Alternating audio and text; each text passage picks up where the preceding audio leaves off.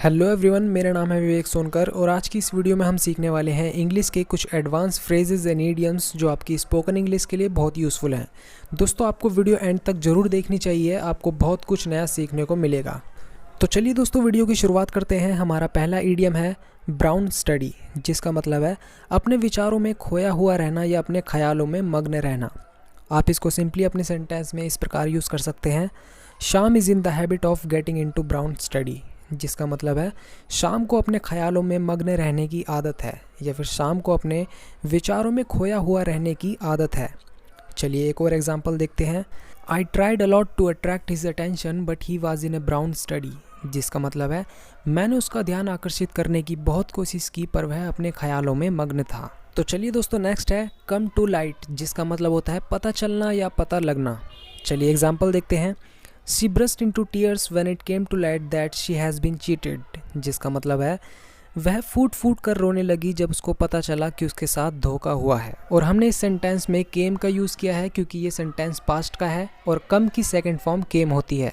चलिए next example है I won't let you come to light about this secret, इसका मतलब है मैं तुम्हें इस रहस्य के बारे में नहीं पता चलने दूंगा या पता लगने दूंगा। तो दोस्तों नेक्स्ट है get into a soap। दोस्तों ये एक ईडियम है जिसका मतलब होता है किसी झंझट में पड़ जाना या फिर किसी परेशानी में पड़ जाना। चलिए एग्जांपल देखते हैं। He got into a soup when the teacher caught him using cell phone in the class, जिसका मतलब है वह परेशानी में पड़ गया जब उसे टीचर ने क्लास में सेल फोन यूज़ करता हुआ पकड़ा। नेक्स्ट एग्जाम्पल है if you didn't listen to me soon you will get into a soup, इसका मतलब है अगर तुमने मेरी बात नहीं मानी तो जल्द ही तुम किसी परेशानी में पड़ जाओगे या फिर किसी झंझट में पड़ जाओगे। चलिए नेक्स्ट है हैव इट आउट विद, जिसका मतलब है किसी से झगड़ा करना या फिर किसी से लड़ाई करना। दोस्तों वैसे तो आप हैव इट आउट विद की जगह फाइट का भी यूज़ कर सकते हैं, लेकिन कुछ एडवांस ईडियम्स होते हैं, फ्रेजेस होते हैं जो आपकी स्पोकन इंग्लिश को इम्प्रूव और बेटर करते हैं। आप सिंपली अपने सेंटेंस में इसको इस प्रकार यूज़ कर सकते हैं, जैसे I am sure that he has cheated me, now I am going to have it out with him, इसका मतलब है मुझे पक्का यकीन है कि उसने मेरे साथ धोखा किया है, अब मैं उससे झगड़ा करने जा रहा हूँ या फिर उससे लड़ने जा रहा हूँ। नेक्स्ट एग्जांपल है For a while I felt that his boss would have it out with him, इसका मतलब है कुछ देर के लिए या कुछ समय के लिए मुझे ऐसा लगा कि उसका बॉस उससे लड़ाई करेगा या फिर झगड़ा करेगा। तो दोस्तों हैव इट आउट विद का मतलब होता है किसी से लड़ाई करना या झगड़ा करना। नेक्स्ट है गेट वाइंड ऑफ, जिसका मतलब है किसी राज का पता लगाना या फिर किसी रहस्य का पता लगाना। चलिए एग्जांपल देखते हैं। The police want to get wind of the plans of thieves, यानी जो पुलिस है वह चोरों की योजनाओं का राज जानना चाहती है।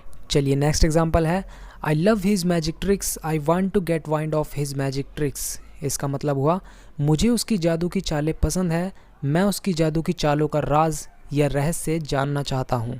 तो चलिए दोस्तों नेक्स्ट है बैक आउट ऑफ, इसका मतलब है किसी दिए हुए वचन से या वादे से मुकर जाना या किसी प्रॉमिस से या किसी कही हुई बात से मुकर जाना या पीछे हट जाना।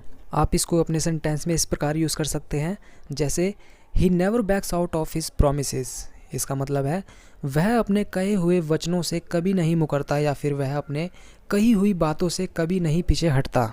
चलिए नेक्स्ट एग्जांपल है he backed out of promise he had given me, इसका मतलब हुआ वह अपने वचन से पीछे हट गया जो उसने मुझसे किया था या फिर वो अपने दिए हुए प्रॉमिस से मुकर गया जो उसने मुझसे किया था। नेक्स्ट है गेट बोल्ड ऑफ, इसका मतलब होता है किसी का मतलब समझ पाना या फिर किसी का मतलब समझना।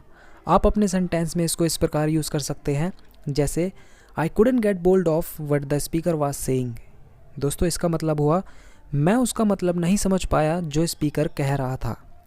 नेक्स्ट एग्जांपल है who cares whether someone gets hold of your points or not, दोस्तों इसका मतलब हुआ किसको फ़र्क पड़ता है चाहे तुम्हारी कोई बातों का मतलब समझे या ना समझे।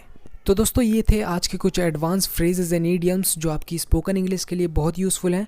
आई होप दोस्तों आपको ये वीडियो पसंद आई होगी। अगर दोस्तों आप अपनी इंग्लिश को एडवांस बनाना चाहते हैं या अपनी इंग्लिश को इम्प्रूव करना चाहते हैं तो आपको इन फ्रेजेस एंड इडियम्स को अपनी डेली लाइफ में ज़रूर यूज़ करना चाहिए। अगर दोस्तों आपने आज की इस वीडियो से कुछ नया सीखा है तो आप इस चैनल को ज़रूर सब्सक्राइब कीजिए और बेल आइकन को ऑल पर सेट कर लीजिए ताकि मेरी हर एक नई वीडियो का नोटिफिकेशन आपको मिल सके। मिलते हैं अगली वीडियो में, तब तक के लिए थैंक यू।